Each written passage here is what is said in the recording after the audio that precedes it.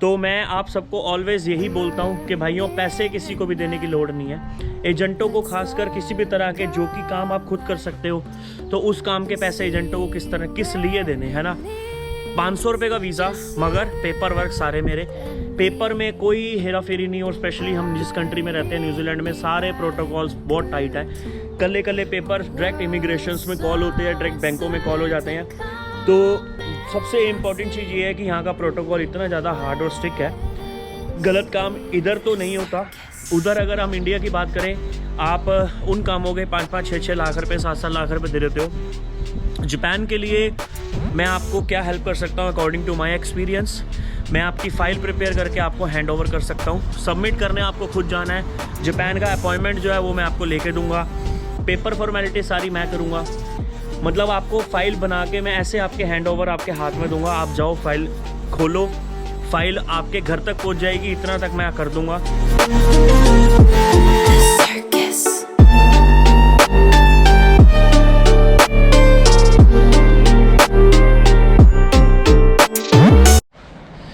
हाँ जी यार, तो एक बार फिर से स्वागत है आपका मेरी एक नई वीडियो में और मेरे यूट्यूब चैनल पे।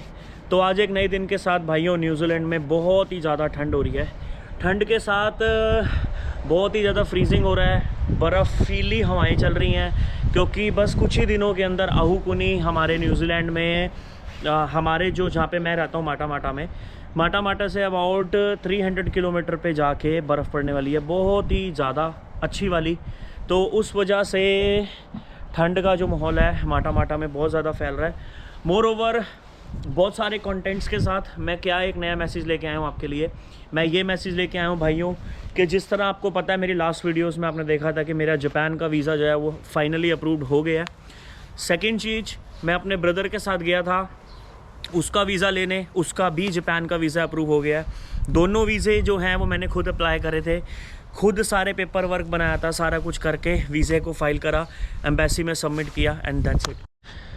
तो यार, जिस तरह आपको पता है कि मैंने अपना और अपने ब्रदर का जापान का वीज़ा अप्लाई किया था, जिसकी एम्बेसी की फ़ीस आप सबको पता है, जो कि पड़ती है सिर्फ़ और सिर्फ 500 इंडियन रुपीज़। तो 500 रुपये में जो है हमने वीज़ा लिया जापान का। तो मैं आप सबको ऑलवेज़ यही बोलता हूँ कि भाइयों, पैसे किसी को भी देने की लोड़ नहीं है। एजेंटों को खासकर किसी भी तरह के जो कि काम आप खुद कर सकते हो, तो उस काम के पैसे एजेंटों को किस लिए देने, है ना। 500 रुपये का वीज़ा, मगर पेपर वर्क सारे मेरे। पेपर में कोई हेरा फेरी नहीं, और स्पेशली हम जिस कंट्री में रहते हैं न्यूजीलैंड में, सारे प्रोटोकॉल्स बहुत टाइट हैं। कल्ले पेपर डायरेक्ट इमिग्रेशंस में कॉल होते हैं, डायरेक्ट बैंकों में कॉल हो जाते हैं। तो सबसे इम्पॉर्टेंट चीज़ ये है कि यहाँ का प्रोटोकॉल इतना ज़्यादा हार्ड और स्ट्रिक्ट है। गलत काम इधर तो नहीं होता, उधर अगर हम इंडिया की बात करें, आप उन कामों के 5-5, 6-6 लाख रुपए, 7-7 लाख रुपए दे देते हो। जापान के लिए मैं आपको क्या हेल्प कर सकता हूँ अकॉर्डिंग टू माई एक्सपीरियंस, मैं आपकी फ़ाइल प्रिपेयर करके आपको हैंड ओवर कर सकता हूँ। सबमिट करने आपको खुद जाना है। जापान का अपॉइंटमेंट जो है वो मैं आपको लेके दूंगा। पेपर फॉर्मेलिटी सारी मैं करूँगा। मतलब आपको फ़ाइल बना के मैं ऐसे आपके हैंड ओवर आपके हाथ में दूंगा, आप जाओ फाइल खोलो, फाइल आपके घर तक पहुंच जाएगी, इतना तक मैं कर दूंगा। फ़ाइल लेके VFS में जाओ, सबमिट करो, 500 रुपये की फ़ीस दो। और इन केस एक चीज़ और मैं आपको बता दूं, शायद अगर आप किसी और एजेंट से कराओ, 500 रुपये की फ़ीस जो एम्बेसी लेती है, इन केस अगर वीज़ा नहीं लगता, वो 500 रुपये की फ़ीस इंडिया में VFS में रिटर्न भी करी जाती है। तो इस चीज़ का आप सारे ध्यान रखना। बहुत मज़ा आने वाला है आने वाले सीरीज़ में, आने वाले टॉपिक्स में। जापान में हमने बहुत सारे कंटेंट बनाया। भाई give me pass my phone, मैं आपको कुछ कंटेंट शेयर करता हूँ साउथ कोरिया के लिए, जापान के लिए, कि हम लोग कितना फ़न करने वाले हैं। टॉपिक्स मैंने कुछ कंटेंट क्रिएट करे हैं, मैं आपको शेयर कर देता हूँ इस वीडियो में। तो फर्स्ट एंड फॉरमोस्ट देखो जी, सबसे पहले हम लोग डिस्कस करेंगे कि जापान में कंपेयर करेंगे न्यूजीलैंड से और कंपेयर करेंगे इंडिया से, कि शराब सबसे ज़्यादा सस्ती कहाँ पर है, जापान, कोरिया या इंडिया, न्यूजीलैंड। ठीक है जी। दूसरी बात, गाड़ियाँ में मैंने सुना है कि सबसे सस्ती गाड़ियाँ पूरे वर्ल्ड में जापान में मिलती हैं। तो कंपेयर करेंगे मेरी ऑडी और मेरी सिविक जो मैंने यहाँ पे बाय करी है, ये कॉस्ट इंडिया में कितने की है और वो कॉस्ट जापान में कितने की है, क्योंकि इस साल मेरा प्लान है फॉर्च्यूनर बाय करने का। तो अब हम ये देखेंगे कि हम लोगों को न्यूजीलैंड में जो फॉर्च्यूनर मिलती है वो प्रॉबेबली मिलती है 27 लाख इंडियन रुपीज़ की, सेकंड हैंड, न्यू नहीं, सेकंड हैंड 27 लाख रुपए की मिलती है, जो कि मेरा प्लान है कि इसी साल के आखिरी में अपने आप को गिफ्ट करना, वो भी कैश में, कोई EMI नहीं, कोई कुछ नहीं। तो कंपेयर करते हैं अगर हम इंडिया में, तो वही चीज़ 32 लाख 35 लाख रुपए की पड़ती है, second hand Fortuner Legender model जो मुझे लेना है। अब हम कंपेयर करने जा रहे हैं जापान में कि वो फॉर्च्यूनर का लेजेंडर मॉडल उधर कितने का है। अगर वहाँ पे फॉर एग्जांपल 20 लाख रुपए का है, फॉर एग्जांपल 18 लाख रुपए का है, तो हम अपनी वो गाड़ी जो है जापान से इंपोर्ट करा के न्यूजीलैंड में लाएंगे और जेड ब्लैक करा के पूरा एंजॉय करेंगे। ये तो हो गया गाड़ियों का। जापान में काम किस तरह का मिलता है, विजिटर वीज़े पे मिलता है, नहीं मिलता। अगर विजिटर वीज़े पे आप जाते हो तो वीज़े की कैटेगरी को किस तरह चेंज कर सकते हो, ये आपको कंटेंट देखने को मिलेंगे। किस तरह की एराबाइट्स लाइक फॉर एग्जांपल कोरिया में एराबाइट्स होती हैं, तो इस तरह से यहाँ पर जापान में क्या कोई ऐसे एराबाइट्स के ऑफिसेज हैं जो आपको काम देते हैं। साथ में मुझे ठंड लग रही है, मैं थोड़ा फ्रीज़ हो रहा हूँ। होटल के प्राइसेस जापान में कितने महंगे हैं, कोरिया में कितने महंगे हैं। कोरिया में ऑफ कोर्स सबको पता है बहुत सस्ते हैं, जापान में कितने एक्सपेंसिव है, ये हम कंपेयर करेंगे। साथ में जापानीज़ क्लोथ के बारे में हम स्टडी करेंगे कि जापानीज़ क्लोथ की क्वालिटी कैसी होती है, क्योंकि मेरे को कपड़ों का बहुत शौक है।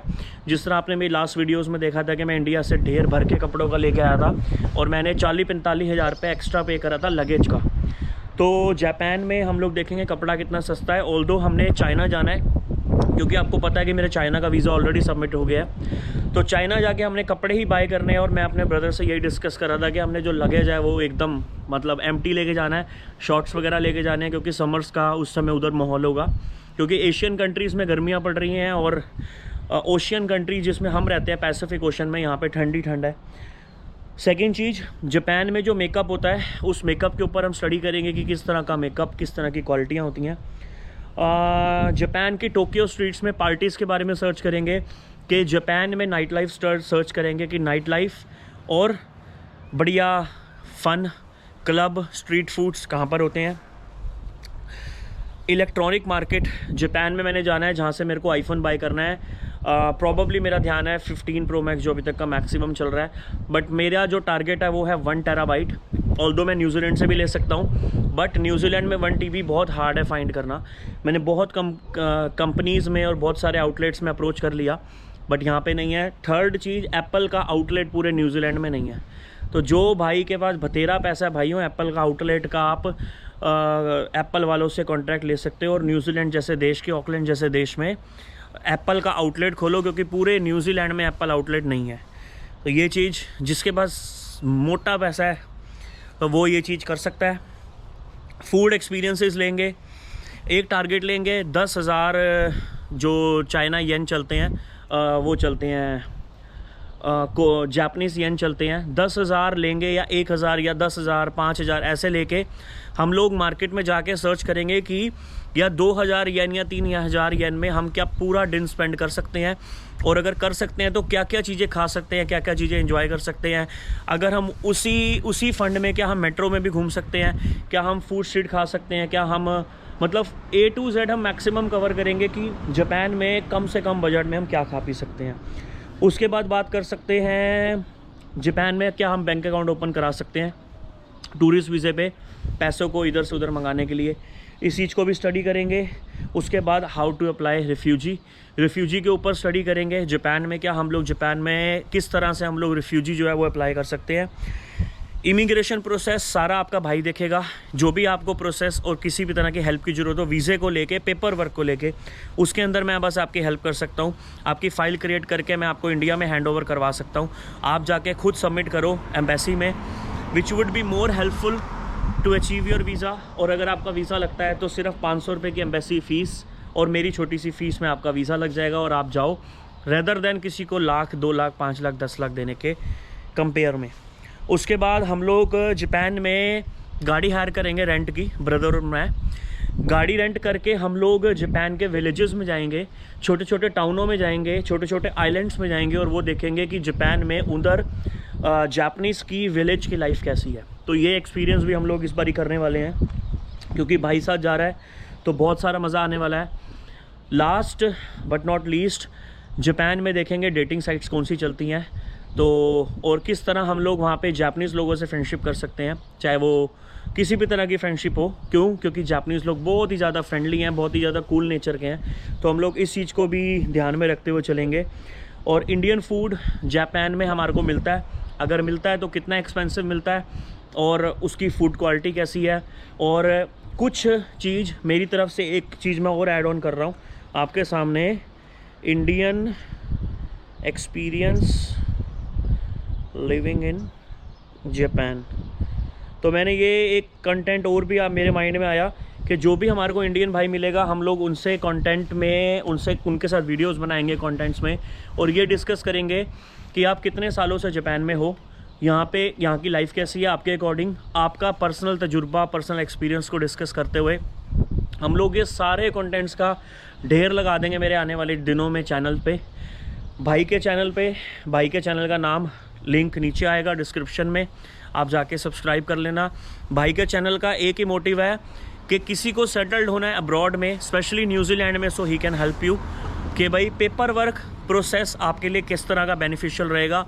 जो फ़ोन नंबर रहेगा व्हाट्सएप पे कांटेक्ट करने के लिए वो मेरा ये जो नीचे आ रहा है यही नंबर रहेगा, और आप उसमें सिर्फ डाल देना नीड मनीष असिस्टेंट, क्योंकि आपको पता है मेरे ब्रदर का नाम मनीष है, मनीष असिस्टेंट आप लिख देना, तो वो जो मैसेज फॉरवर्ड है वो सीधा मेरे ब्रदर के पास जाएगा and he will contact to you whatever the concerns you have. आपको किस तरह न्यूजीलैंड में आना है, किस तरह जॉब चाहिए, किस तरह पैसे कमा सकते हो, किस तरह अपने स्टेटस को लीगल कर सकते हो, तो ये सारी चीज़ें जापान के सारे कंटेंट्स, इन सारे कंटेंट्स को उठा के हम लोग कोरिया में बनाएंगे, इन सारे कंटेंट्स को उठा के हम लोग ताइवान में बनाएंगे, इन सारे कंटेंट्स को उठा के हम चाइना में बनाएंगे। चाइना में हम लोग रिफ्यूजी का नहीं बना सकते। क्यों? क्योंकि सबको पता है किसी के अंदर इतनी हिम्मत नहीं है, ना ही आपने किसी ने सुना है कि चाइना में कोई रिफ्यूजी ले रहा है, क्योंकि चाइना एक बिज़नेस कंट्री है और वो हर किसी को वीज़ा भी देती है, मोर ओवर बिज़नेस भी देती है। तो जिस भाई का इंटरेस्ट बिज़नेस में है वो कांटेक्ट कर ले। बिज़नेस में मैं चाइना के लिए आपको हेल्प कर सकता हूँ, किसी भी तरह की एडवाइस। और जो मेरे टाइमिंग है, you can call me any time मेरे नंबर्स पे, और मैसेजेस पे आप मुझे फील फ्री कर सकते हो। मोर ओवर जो उनसे भी आगे कॉन्टेंट्स रहेंगे वो आपको मिलते रहेंगे। तो अलविदा, see you soon and have a nice day.